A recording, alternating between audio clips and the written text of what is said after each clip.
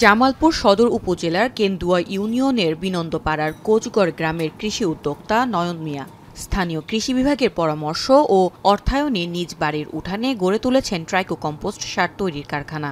নিজ জমির চাহিদা মিটিয়ে অতিরিক্ত সার বিক্রি করে মাসে আয় করছেন 15 থেকে 20 হাজার টাকা। নয়ন মিয়ার মতো মেলান্দহ উপজেলার তরুণ উদ্যোক্তা রোমান মিয়াও ট্রাইকো কম্পোস্ট উৎপাদনে সফল। শুরু করেছিলেন নিজের ক্ষেতের জন্য, এখন তা বাণিজ্যিকভাবে বিক্রি করে আর্থিকভাবে লাভবান হচ্ছেন তিনি।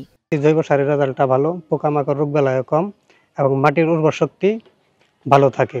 আর আমরা যে রাসায়নিক সারটা ব্যবহার করতেছি, এটা যেভাবে এখন কৃষক ব্যবহার করতেছে, এটা 2, 4, 5 থেকে 10 বছর পরে ওই জায়গাতে কৃষক আর ফলন ফলাইতে পারবে না। জলবায়ুর যে একটা পরিবর্তন, আমরা বিভিন্ন রাসায়নিক যে কীটনাশকগুলো আছে এটি ব্যবহার করার পরও আমরা ভালো রেজাল্ট পাচ্ছি না।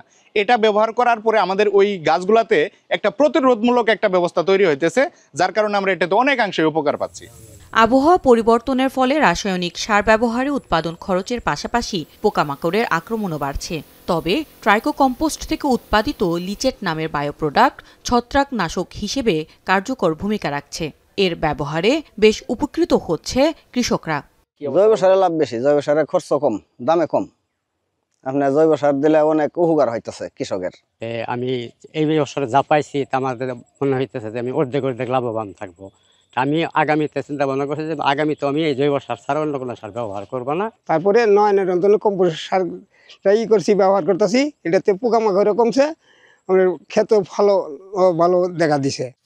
আধুনিক কৃষি উৎপাদনে রাসায়নিক সার ব্যবহার রোধে ট্রাইকো কম্পোস্ট বেশ উপকারী। এর ব্যবহারে পরিবেশের ভারসাম্য রক্ষার পাশাপাশি নিরাপদ খাদ্য উৎপাদনে বেশ কার্যকর বলছে কৃষি বিভাগ। আসলে আমরা কৃষি বিভাগ থেকে আমরা চেষ্টা করতেছি যেটা এই ট্রাইকো কম্পোস্ট বা কম্পোস্ট সেটা যেন আরো সম্প্রসারিত করতে পারি বৃহৎ আকারে, এবং কি আমরা আমাদের যে কৃষক মহোদয়গুলো আছে তাদেরকে এই বিষয়ে পরামর্শ এবং কি উপজেলা কৃষি অফিস থেকে ট্রেনিং এর ব্যবস্থা করা হচ্ছে যাতে এটা সম্প্রসারণ হয়। সদর উপজেলার কৃষি কর্মকর্তা জানান, কৃষিতে জৈব পদ্ধতিতে উৎপাদন বাড়াতে প্রদর্শনীর মাধ্যমে কৃষকদের উদ্বুদ্ধ করা হচ্ছে। এছাড়া ট্রাইকো কম্পোস্ট উৎপাদনে কৃষকদের প্রশিক্ষণের মাধ্যমে সব ধরনের সহযোগিতার আশ্বাস এই কর্মকর্তার। এখন আমাদের কিছু প্রযুক্তি বের হয়েছে, খামারি অ্যাপস এর মাধ্যমে আমরা কিছু রাসায়নিক সারের ব্যবহার যৌক্তিক যেটা সুপারিশ অনুযায়ী ওইটাই ব্যবহার করে বাকিটা জৈব সার করাচ্ছি। সেদিক দিয়ে কৃষকের মধ্যে জৈব সারের ব্যবহারটা জনপ্রিয়তা পাচ্ছে।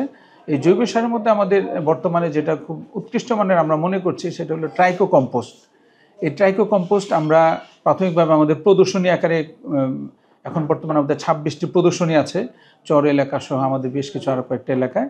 কৃষি জমিতে রাসায়নিক সার ব্যবহারে ক্রমেই মাটির উর্বরতা ক্ষমতা হ্রাস পাচ্ছে। তাই পরিবেশের ভারসাম্য রক্ষায় ও নিরাপদ খাদ্য উৎপাদনে জৈব সার ব্যবহার বাড়াতে হবে বলে মনে করেন সংশ্লিষ্টরা।